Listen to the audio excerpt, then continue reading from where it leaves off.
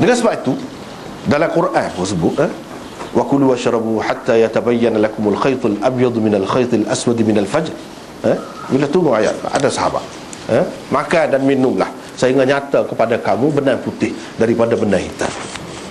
Ada sahabat yang ambil benang putih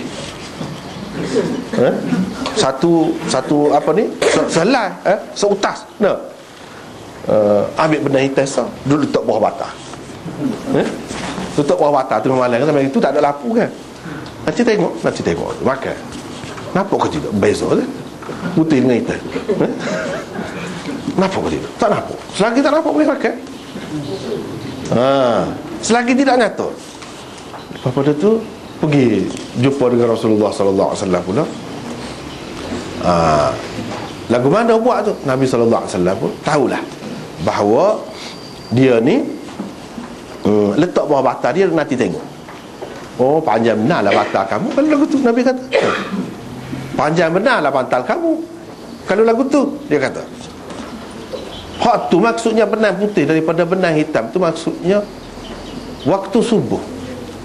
Itu benang putih, fajar sadiq, apabila melintang macam benang gitu putih di ufuk sebelah timur, itu benang putih. Daripada benang hitam maksudnya malam. Sebab tu dalam ayat tu disebut minal fajr.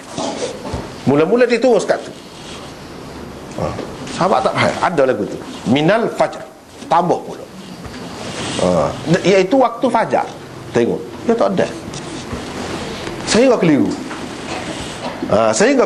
Tapi keliru pun dia tidak akan biarkan dalam kekeliruan agama. Dia mesti selesaikan. Dari segi bahasa Arab ada, tapi bahasa yang tinggi penggunaan lagu tu sehingga setengah-setengah sahabat tak ada. Tak ada nak tahu. Walau bagaimanapun dia tidak akan biarkan dalam masalah hukum ni dalam keadaan sama. Dia akan berjelas.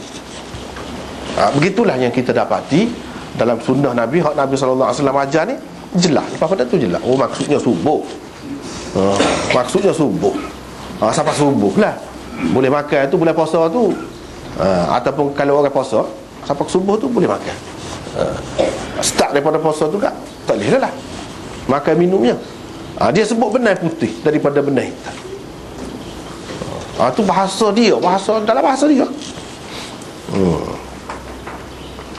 Dalam bahasa dia tu memang jelas, faham gitu. Kalau orang yang belajar sastra yang tinggi, dia akan jumpa ada pun guna. Tetapi kawan dia tak ada, tak sapa situ.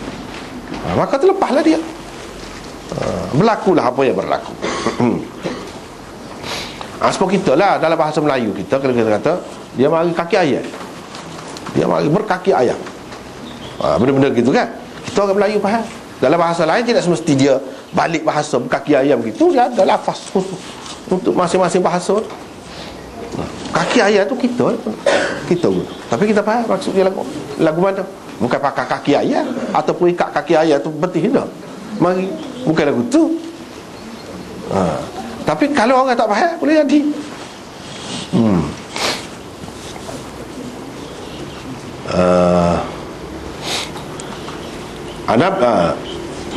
Ni hadis Imam Bukhari ni, kita tengok sini dulu. Pernah dihadiahkan kepada Nabi SAW sehelai farruj sutra. Apa dia farruj ini? Kot labuh, long kot lah. Labuh yang terbelah, depan pun terbelah, belakang pun terbelah. Dia kalau tidak belah, susah. Kalau nak melangkah, nak naik atas kuda, kau nak apa kan susah. Dia jadi sepit kan? Jadi sepit. Nak naik lagu mana? Nak langkah lagu mana? Nak kangkang lagu mana? Tak boleh kangkang, payah. Tapi kalau terbelah gitu, senang. Biasanya dipakai oleh orang-orang nak naik kenderaan lah. Cuba kita tengok ni, fashion yang orang pakai macam-macam ada. Macam-macam ada. Dia tidak menghalang. Belah tu satunya untuk kemudahan, satunya jadi nampak fashion pakaian. Comel juga nampak. Ada kelainan. Bukan serupa semua, tidak. Sebelah di belakangnya orang hadiah. Siapa yang hadiah ke dia? Yang menghadiahkan dia iaitu Ukaidir namanya. Ukaidir. Itu dalam nota 437. Orang yang menghadiahkan fardu sutera itu kepada Nabi SAW ialah Ukaidir bin Abdul Malik Al-Kindi. Dia ialah pembesar Dumatul Jandal. Dumatul Jandal terletak kira-kira 13 marhalah dari Madinah. Satu marhalah ialah jarak 1 hari berjalan kaki. Itu satu marhalah. Ini 13 hari lah kira-kira. Dari Dimashq dan Kufah, kita biasa kan dengar betul sikit. Kita biasanya sebut Damsyik.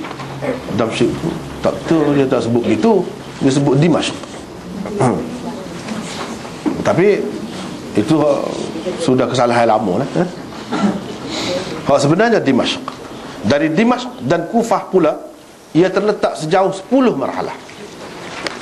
Dumatul Jandal saja. Khatib Baghdadi di dalam kitabnya Al-Mubhamat menulis bahawa Ukaidir ini dahulunya adalah seorang Kristian, kemudian dia memeluk agama Islam. Beliau juga menulis bahawa ada juga dikatakan dia mati sebagai seorang Kristian. Ada juga orang kata. Ibnu Mandah dan Abu Nu'aim di dalam kitab mereka tentang para sahabat menulis bahawa Ukaidir telah memeluk agama Islam. Ada berdua orang ni kata juga jelas peluk agama Islam. Dialah orangnya yang menghadiahkan kepada Rasulullah SAW sepasang pakaian sutera siara.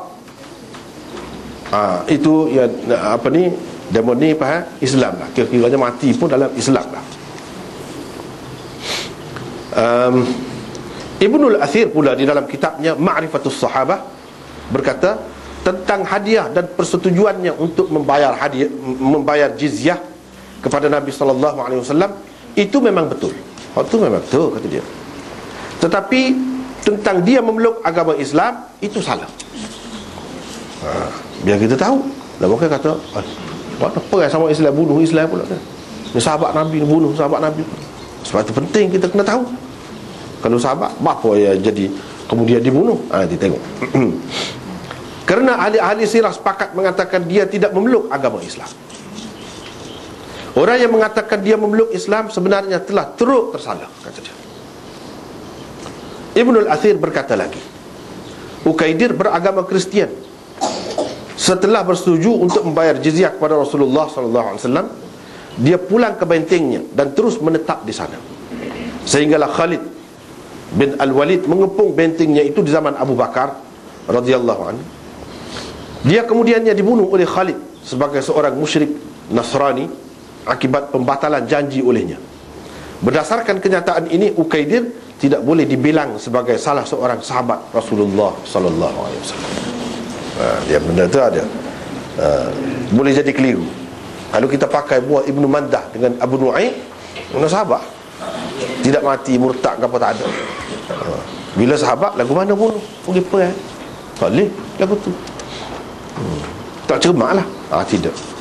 Atau kalau kita kata dia ni mula Islam lepas tu murtad, itu pun tidak berapa tepat. Walaupun mungkin ada kemungkinan juga. Tapi kalau dia sudah murtad, tidak sahabat, mati dalam murtad. Walaupun itu lebih munasabah sikit, tapi waktu pun tak benar. Yang benarnya dia tidak masuk Islam, cuma berdamai dan mengadakan hubungan yang baiklah dengan Nabi SAW untuk satu ketika. Lepas pada tu lagu lain pula jadi. Maka jadi perailah bila janji tidak sempurnakan, tidak dijaga. Maka sampai jadi perang zaman Sayyidina Abu Bakar, mati Khalid bin Al-Walid ke perang. Dia inilah yang menghadiahkan baju kod labuh ni, sutera ni kepada Nabi SAW. Dan Nabi SAW terima. Sebab masa tu tidak haram lagi sutera. Kalau kata haram pun, ni kena semua pengajaran. Kalau kata haram pun, kalau orang hadiah kita, tidak semestinya kita tolak. Bahkan tak boleh. Nabi SAW ajar ni, kalau haram pun, haram untuk kita, boleh jadi dia bui untuk kita, ikut kita lah. Seperti Nabi bui kepada Sayyidina Umar tadi. Tidak semestinya untuk pakai. Dan bagi kita tak boleh pakai, tak apa. Siapa yang boleh pakai? Bagilah kepada orang. Kalau orang beri emas, cincin emas kepada kita, ambil lah, tak apa, jangan pakai.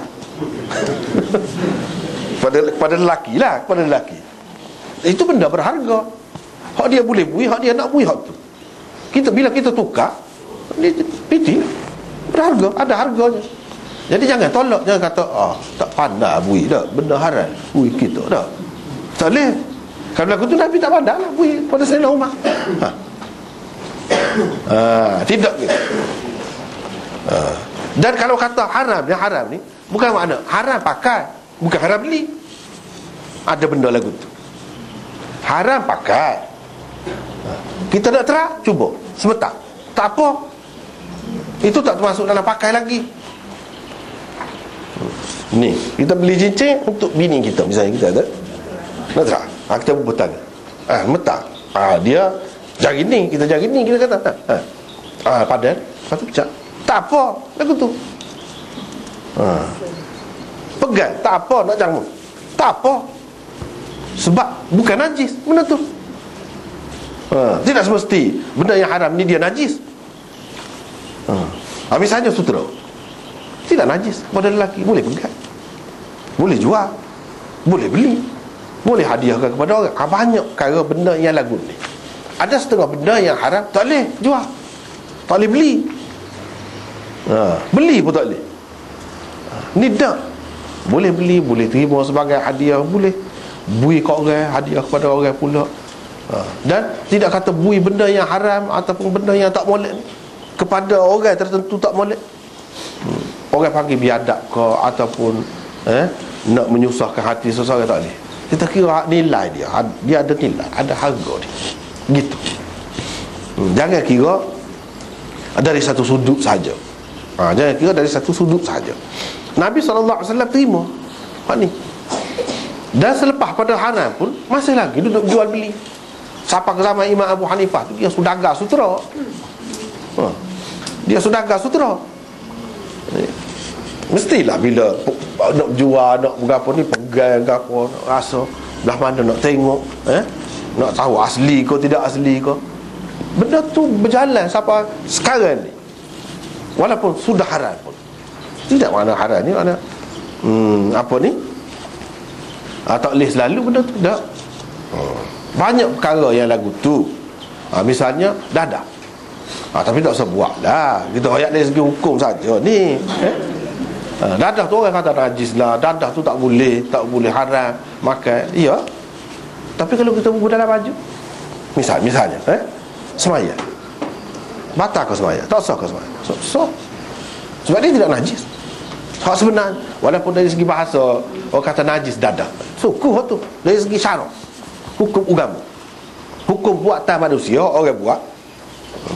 Dan dari segi bahasa bolehlah pakai najis tu. Tapi najis hak dari segi agama ni siapa tak boleh kita guna letak apa ni dalam poket buat sembahyang, tak, itu baru najis. Adakah siapa begitu dadah ni? Tidak. Maka itu najis dari segi istilah golongan tertentu. Dalam bahasa kita untuk nak suruh orang beci, tak suka, nak suruh orang jejek, tu.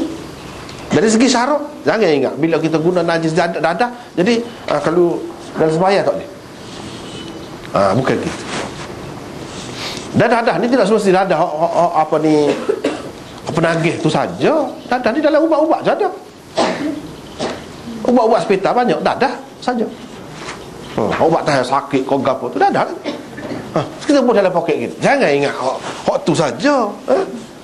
Tu pun dadah dalam poket juga. Jadi haram. Batal kau sembahyang? Tidak. Tu yang pentingnya kita tahu. Barulah mudah. Kalau tidak, susah. Itulah macam-macam orang ni kan. Macam-macam ada. Dia nak semaya, dia muka tak boleh gambar, buat PT. Curi kat orang. Ambil kat orang, semua tak buat, situ buat, sini buat, nak banyak tempat sangat buat, terlupa. Ambil kat orang dah. Ataupun apa ni, orang sambar ambil gitu kan. Kita mesti ingat, orang semaya tak boleh. Kita tidak tahu, boleh hunggah dan semaya. Ada ketika. Kalau ular mari boleh pukul ular. Pukul ke mana? Tak apa. Tu bila siapa tempat dia, insya-Allah. Ada ketika je, ada ketika. Tapi banyak bila kita tak tahu ke tak boleh nak bertindak. Tak tahu nak buat lagu mana. Kalau orang lalu depan kita pun kita dia kena sekat orang lalu depan kita ni. Semua dia sekat.